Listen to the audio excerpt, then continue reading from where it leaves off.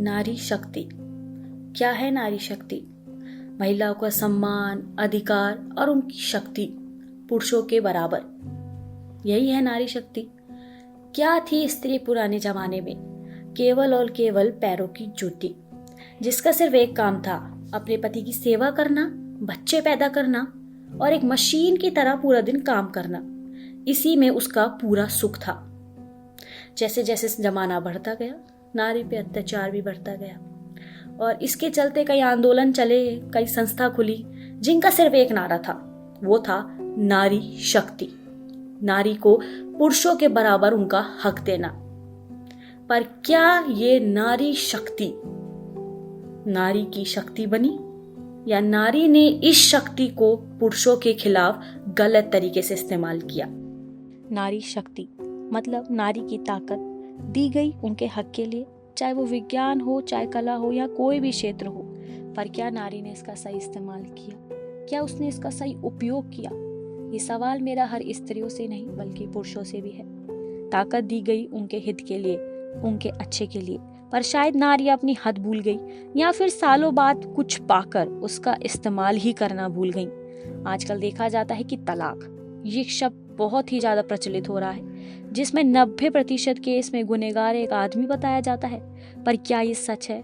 जी नहीं, ये सच नहीं है। नारी को अधिकार तो मिला पर उसको समझना नहीं आया। एक सर्वे के अनुसार अधिकतर केस में एक आदमी निर्दोष पाया जाता है, पर यह साबित करने में उसको साल लग जाते हैं। क्यों? अगर तलाक हुआ तो पति खर्चा दे। क्यों? किस लिए? क्या एक औरत खुद इतनी सक्षम नहीं है कि वह अपना पेट पाल ले? क्या उसका तलाक के बाद उस आदमी की जरूरत पड़ रही है जिसके साथ वह रहना नहीं चाहती? क्या यही है नारी शक्ति? क्या यही है एक औरत की ताकत कि वह दूसरे के पैसे पर जिंदगी काटे? नारी के सम्मान के लिए जगह जगह नारी संस्था संगठन खोले गए, पर पुरुषों के लिए क्या? कुछ भी नहीं। 100 में से 40% केस एक लड़की के झूठ के होते हैं।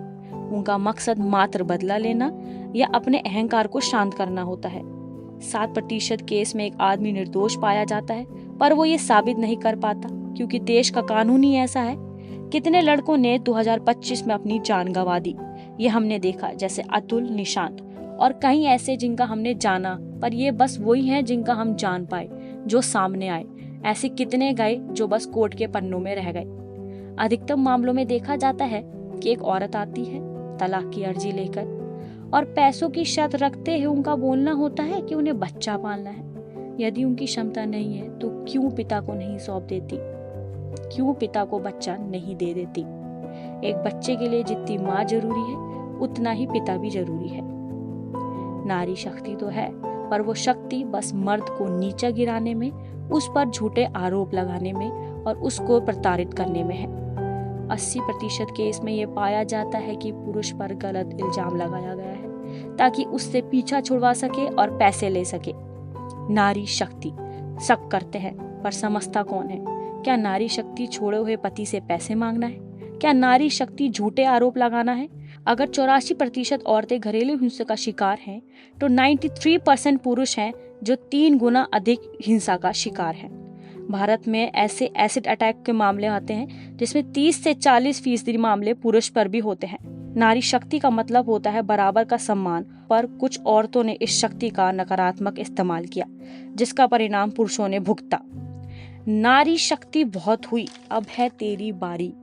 हिम्मत का लड़, रह सब पर भारी। आवाज उठा ना डर तू, कर हिम्मत सच का सामना। दिखा दे अपनी शक्ति। मरते हैं कायर अब और अतुल, निशांत नहीं, लड़ना मरते दम तक। नारी तूने खूब रुलाया, अब है मेरी बारी।